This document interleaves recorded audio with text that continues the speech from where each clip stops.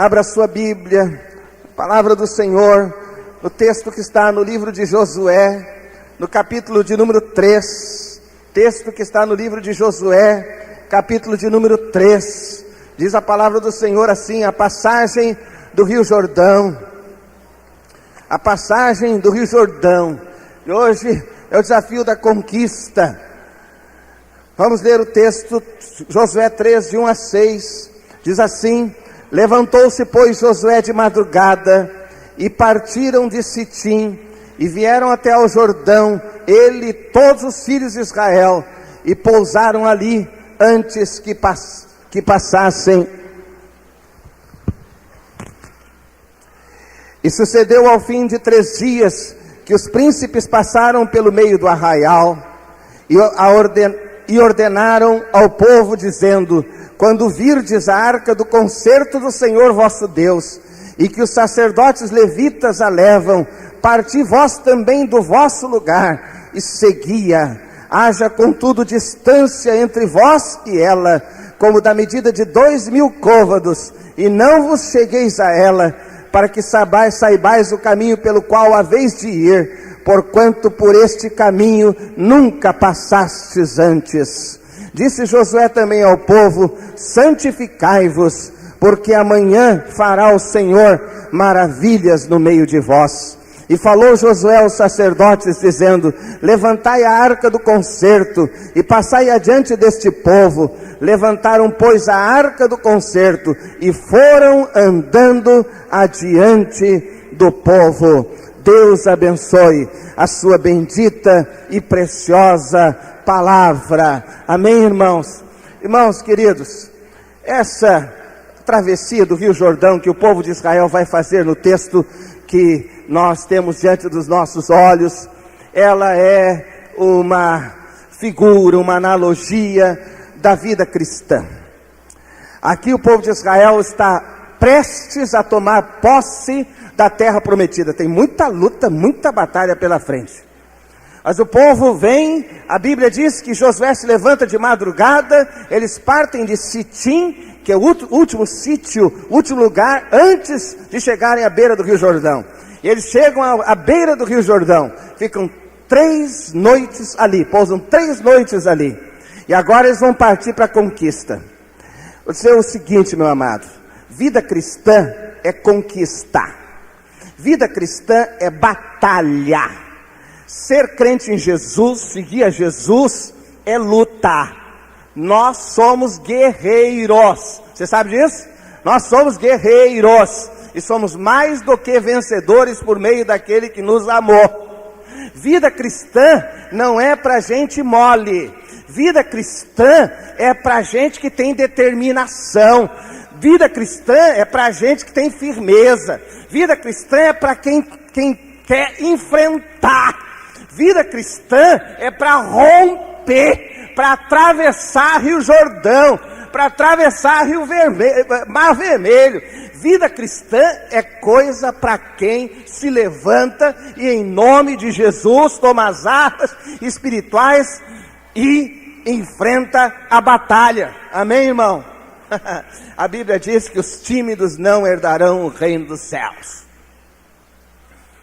É luta, é guerra, é conquista, é batalha. Não é moleza não, meu irmão. Sabe disso?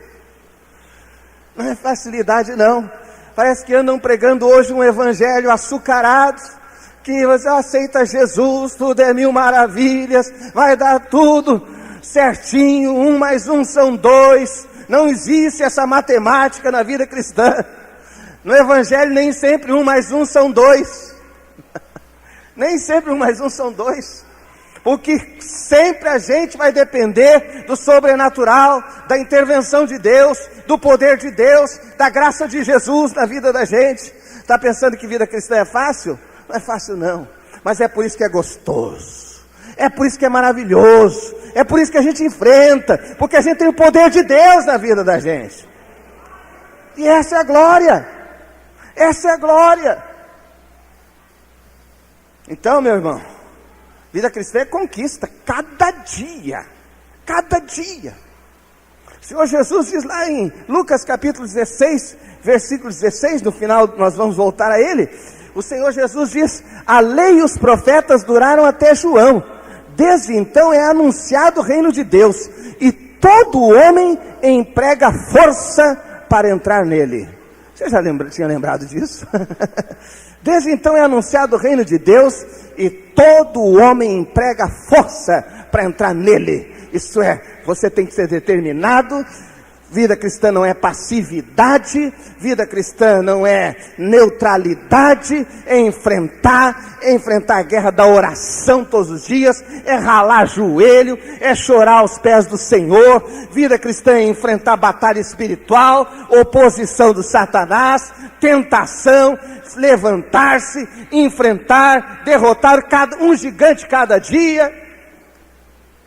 Amém, meu irmão?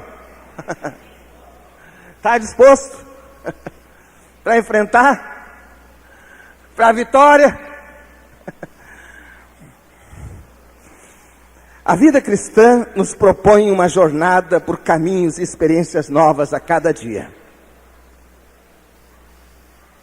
O texto nos mostra uma nuance interessantíssima. Quando Josué orienta o povo na travessia do Jordão, uma das expressões que ele usa está exatamente no versículo 4, ele diz: porquanto por este caminho nunca passastes antes. Viu só? Porquanto por este caminho nunca passastes antes. Isto é, a vida cristã nos propõe uma jornada por caminhos e experiências novos a cada dia. Isso significa, nós como cristãos temos que fugir do repetitivo. Eu creio que um dos problemas que trazem tantas quedas na vida espiritual de muitos irmãos, de muitos cristãos, um dos problemas que trazem tanto tédio na vida espiritual, é que alguns cristãos estão vivendo simplesmente vidas repetitivas. Não acontece nada de novo. Eles não têm a ousadia para conquistar o novo. Eles não têm a ousadia para enfrentar o novo, o inusitado. E uma das coisas que mais me fascinam é enfrentar o novo. Me desafia enfrentar o novo. Eu não quero simplesmente repetir o dia de ontem. Eu quero que o Senhor faça coisa nova na minha vida. Eu quero um novo desafio hoje. Eu quero enfrentar uma nova proposta de conquista hoje. E esse deve ser o sentimento do cristão. A vida do cristão não pode ser repetitiva. Muitos de vocês estão enfrentando situações novas. E muitos de vocês têm tido o coração intimidado por uma situação nova. Eu sei bastante o que é isso.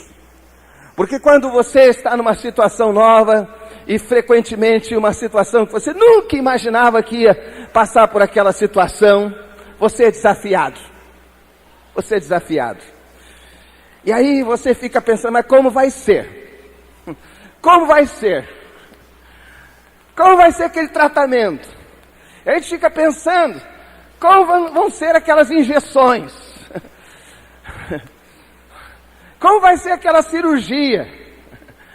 Como vai ser aquele problema que eu nunca enfrentei? E o medo ameaça o coração da gente. Porque a gente nunca passou por aquele caminho, porque a gente nunca enfrentou aquela situação. Mas a palavra do Senhor diz: por esse caminho vocês nunca passaram antes, mas eu vou guiar vocês no meio dessa coisa toda que está pela frente. Essa é coisa fascinante. Essa é coisa fascinante.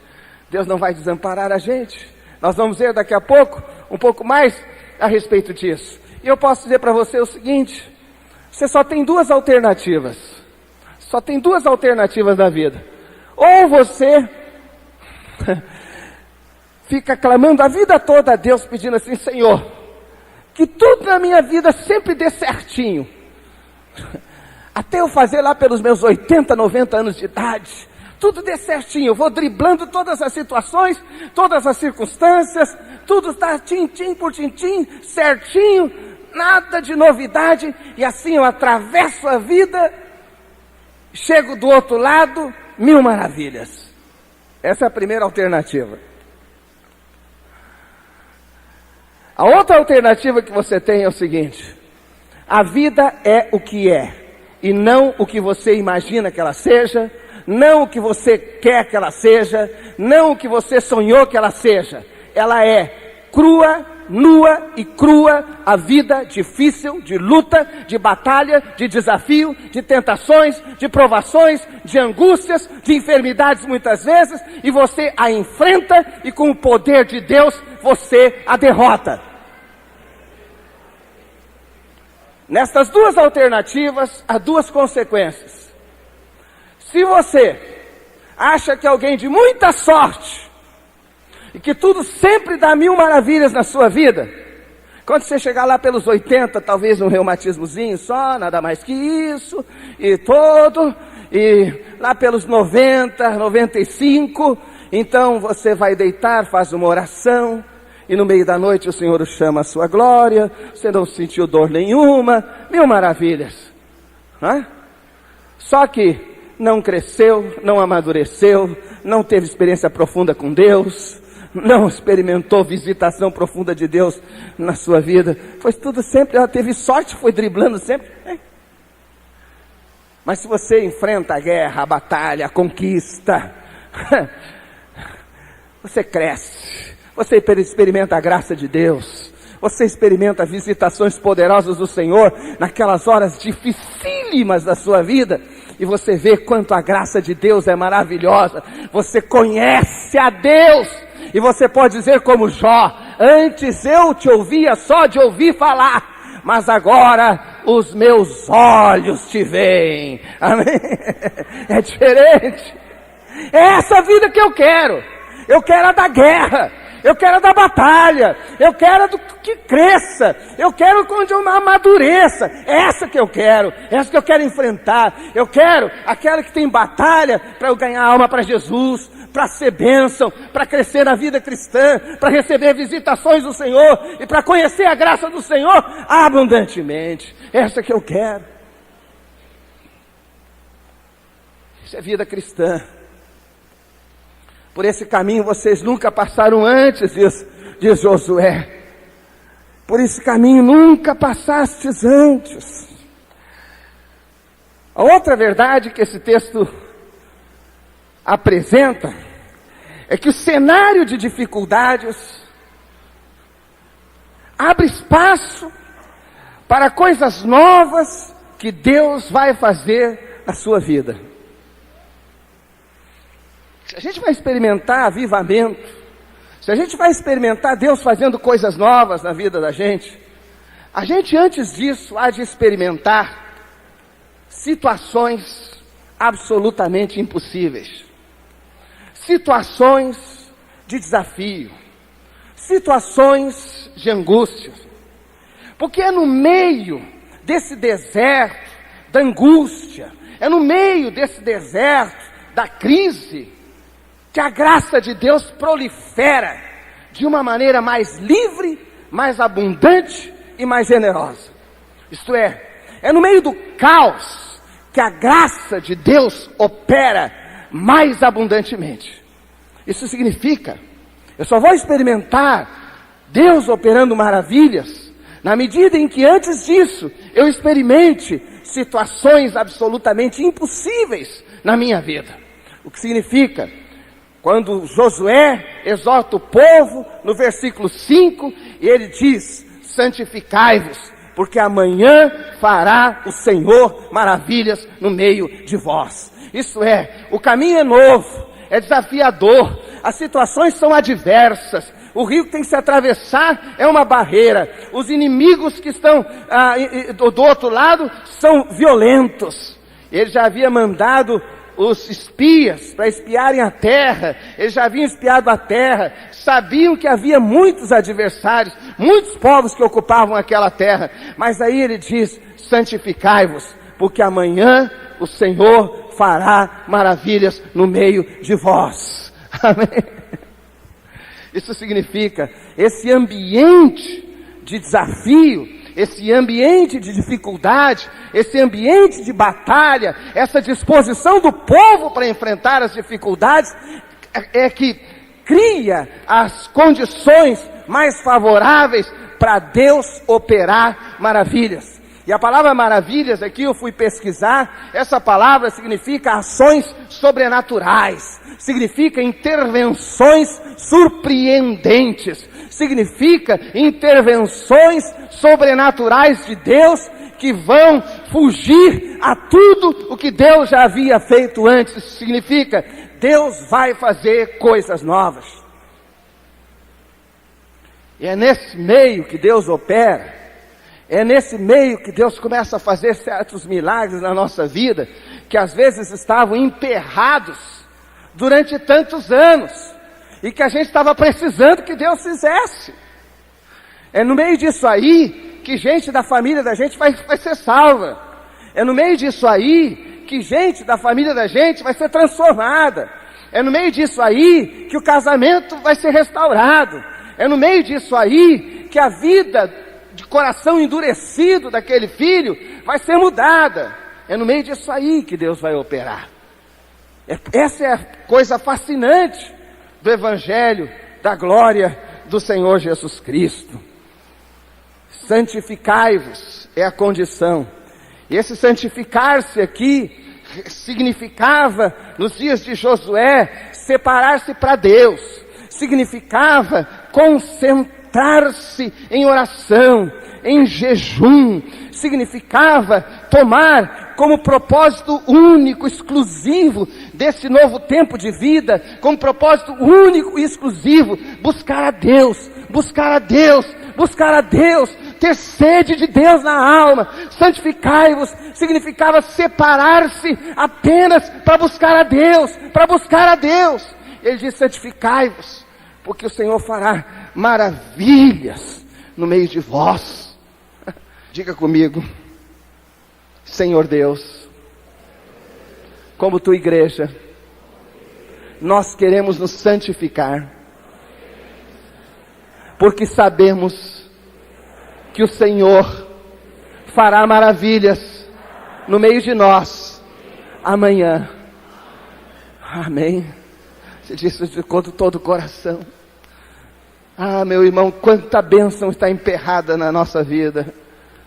Quanta coisa que Deus quer liberar na sua vida está emperrada porque você não tem se santificado, não tem se separado ainda, não tomou um tempo para buscar a Deus, buscar a Deus, buscar a Deus, até que a visitação do Senhor venha sobre a sua vida e sobre o seu coração. E às vezes está na beirada, às vezes está ali, ó, a um passo, a bênção, mas não foi liberada ainda, porque nós não cumprimos a condição determinada pelo Senhor. Santificai-vos, santificai-vos.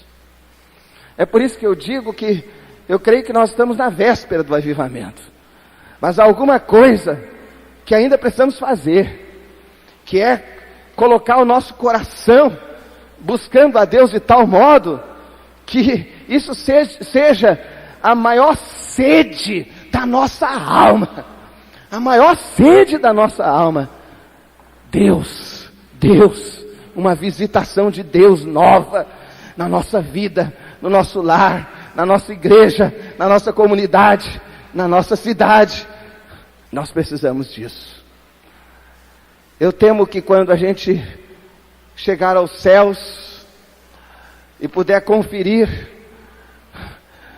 a vida que a gente teve aqui, possa acontecer que Deus nos mostre que nós estávamos a menos de 24 horas de um avivamento, e porque não nos santificamos, perdemos a bênção desse avivamento.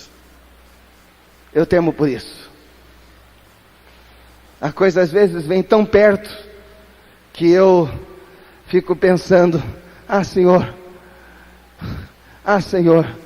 derrama logo a tua visitação sobre o teu povo, de quebrantamento, de arrependimento de pecados, de mudança de vida, de levar o evangelho a sério, de levar a tua palavra a sério, para que a gente experimente, Senhor, essa vida nova, esse fluir novo da tua graça, esse derramar do teu espírito, essa coisa boa da generosidade, essa coisa boa, Senhor, da gente se desapegar das coisas materiais, das coisas temporais, das coisas visíveis, e a gente se apegar e se abraçar às coisas eternas, às coisas do Espírito, às coisas que engrandecem a alma. Ah, Senhor, essa visitação do Senhor, como precisamos dela.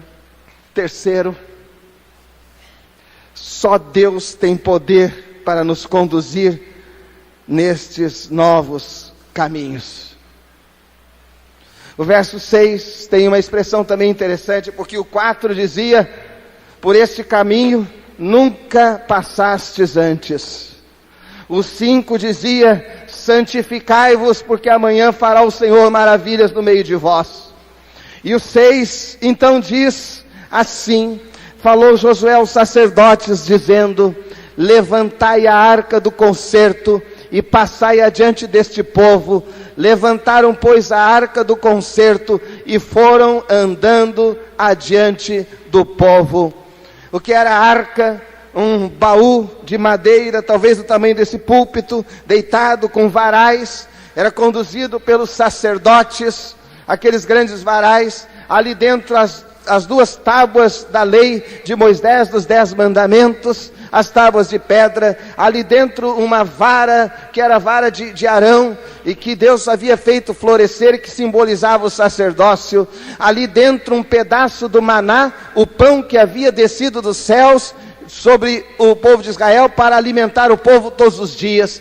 Ali estava toda a provisão de Deus. A arca representava a presença de Deus no meio do seu povo. A arca representava a glória de Deus no meio do seu povo. A arca representava o poder de Deus operando no meio do seu povo. Eu vou dizer, irmãos, houve um tempo, nos dias de Davi, em que os inimigos filisteus roubaram a arca do povo de Israel, e o povo se entristeceu, houve choro e lamento, e quando o povo saiu para a guerra, perdeu a batalha, porque não tinha a arca de Deus. E o que significava ter sido roubada a arca do Senhor? Depois foi devolvida, porque a arca lá causou chagas, tumores, lá entre os inimigos, na casa de Obed-edom. Mas a arca foi devolvida e o povo restaurou a sua glória. O que significa quando o povo perde a arca de Deus? É que perdeu a glória de Deus. É que perdeu a glória de Deus. É que perdeu o brilho da glória de Deus na igreja. E meus irmãos, a igreja pode perder qualquer coisa. Ela pode perder o templo, ela pode perder os seus instrumentos, ela pode perder o seu equipamento de som, ela pode perder as suas bancadas, ela pode perder o seu dinheiro, ela pode perder tudo, ela só não pode perder a glória do Deus eterno. Porque sem a glória de Deus, a gente não avança. Vocês viram qual é o princípio aqui? O princípio é o seguinte: os sacerdotes vão na frente com a arca. E os sacerdotes vão na frente por esse caminho que vocês nunca passaram antes. E vocês vão atrás da arca do Senhor. Viu qual é o princípio, irmãos? Deus vai na frente. Deus vai na frente do seu povo. Deus vai na frente dos seus filhos. Deus vai abrindo o caminho. E essa é uma palavra profética da obra salvadora do Senhor Jesus Cristo. Quando o Senhor Jesus veio a este mundo, e Ele foi na frente porque enfrentou a cruz, foi morto, a sua carne foi rasgada, e a Bíblia diz lá na carta aos Hebreus, que Ele abriu um novo e vivo caminho. Diga amém, irmão. Ele abriu um novo e vivo caminho, pela sua carne, e agora a Bíblia diz que o véu do templo se rasgou de alto a baixo, e Jesus abriu esse novo e vivo caminho, e Ele está dizendo: vocês nunca passaram antes por aí. E Ele está falando do caminho da vale da sombra da morte, da travessia para a eternidade. Ele está dizendo: vocês nunca passaram por aí, mas eu vou na frente de vocês, e porque eu vou abrir esse caminho, vocês vão passar em vitória. Vocês vão passar em vitória. A certeza que nós temos, irmãos, é que esse novo caminho que nós temos que passar, por onde nós nunca passamos, que as aflições pelas quais você tem de passar, pelas quais você nunca passou antes, o Senhor vai na sua frente. A morte, a medo, a angústia, a dor, a humilhação, o lamento, as dificuldades, Jesus passou tudo isso antes de nós. A arca do concerto, a arca da aliança, a glória de Deus. E Deus foi e abriu o caminho. E agora, quando eu e você temos de passar por todas essas provações, por todas essas lutas, quando eu e você temos de atravessar e conquistar a cada dia, matar um gigante, a cada dia enfrentar uma dificuldade, a cada dia derrotar Satanás, cada dia derrotar os principados e potestades, cada dia enfrentar as lutas e batalhas da vida, cada dia, a arca da glória de Deus já passou na frente. O Senhor Jesus, nosso pão da vida, o maná, aquele que é a lei que foi escrita nos nossos corações, o Senhor Jesus, o sacerdote, representado na vara ali de Arão, dentro daquela arca, o Senhor Jesus passou antes, e porque Ele abriu o caminho, eu vou em vitória, no caminho novo que Ele me abriu. Essa é a certeza da minha vitória. É por isso que não temos medo. É por isso que não temos medo. É por isso que há caminho por onde nós nunca passamos. Mas Ele fez maravilhas. E pelo seu sacrifício na cruz, e pela sua ressurreição, Ele nos garantiu vitória. Pela fé nele, dominados pela sua presença, nós somos mais do que vencedores, por meio daquele que nos amou. Hoje, querido, querida, eu quero convocar você em nome do Senhor para a guerra, para a batalha, para a conquista, para as conquistas de Deus na sua vida, para uma vida vitoriosa no Senhor. Quero convocar você para levantar-se e decidir: eu sou guerreiro de Jesus, eu vou enfrentar o que der e vier, e vou ficar fiel ao Senhor, eu vou andar com o meu Senhor, porque o meu Senhor já foi antes desse caminho que eu nunca fui, o meu Senhor foi, e o meu Senhor já abriu todo novo caminho para mim, e porque Ele venceu, eu sou vencedor com Ele. Você crê nisso, meu irmão? Volte lá em Lucas 16:16. Volte lá em Lucas 16:16. Diz assim a palavra do Senhor, o Jesus: a lei e os profetas duraram até João. Desde então é anunciado o reino de Deus, e todo homem emprega força para entrar nele. Meu amado, não existe vida cristã sem luta, batalha, e nós temos de conquistar o reino de Deus, e é pela força. Não é burdoada, não é guerra santa, não, mas é pela determinação. Não existe passividade na vida cristã. Não existe passividade na vida cristã. Não existe neutralidade na vida cristã. Existe conquista. Cada dia é pela força que se entra no reino de Deus.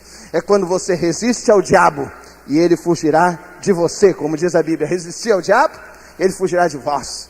É quando você está em luta e rala o joelho em oração e clama ao Senhor. É quando você a cada dia prega o Evangelho apesar das adversidades.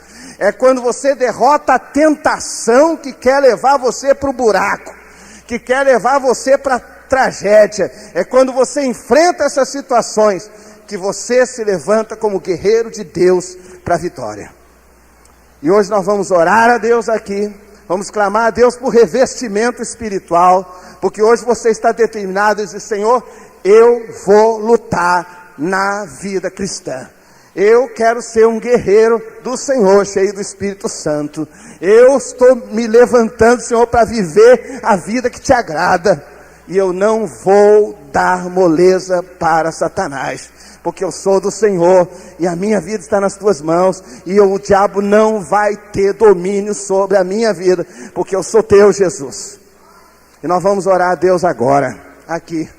Eu quero chamar você que, ou primeiro quero chamar você que está visitando a igreja, e quer Jesus hoje, reconhece que Jesus foi na sua frente, abriu um caminho novo para a sua salvação, e você quer seguir a Jesus.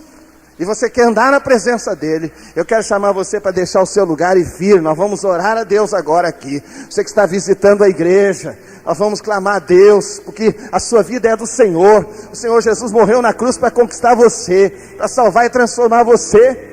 E nós vamos orar pela sua vida. E eu quero orar também por crentes que estão aqui, discípulos do Senhor, gente que hoje está dizendo: Senhor, completa a tua obra na minha vida, Senhor. Eu quero sair daqui com a minha vida marcada, transformada pelo Senhor.